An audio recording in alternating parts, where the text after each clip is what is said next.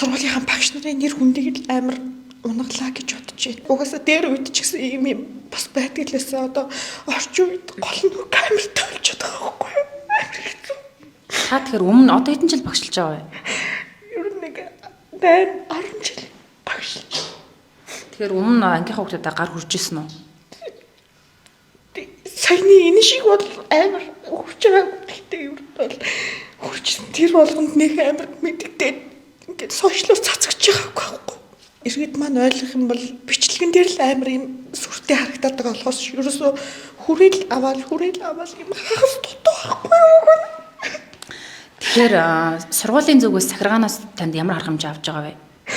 Одоо намайг өөрчлөө гэсэн. Тэгээд тэр амар хэцүү. Одоо хүүхэд бол яачгүй шүү дээ. Бичлэгт байхгүй. Одоо би ажилгүй болж байгаа нь амар тийм хэцүү. Жаахан юм үйл ойлголцол болчихж байгаа байхгүй тэр шав бит хоёрын хооронд. Би тэгэж амар өшгөлдөггүй байхгүй юу? Өмнө ингээд ангийнхаа хүүхдүүдийг нуран дээр нэг төв хийтэл ингээд цогчонгууд хичээлээ амар сайн хийдэг байхгүй. Тэгээд нөгөө тухайн манай тэр маань хичээлээ хийхгүй болонгууд нь нэг цохоод өшгөлчих юм бол хичээлээ сайн хийх юм болов гэж бодвол тэр бодлоноос ийм юм өвдлээ л дээ.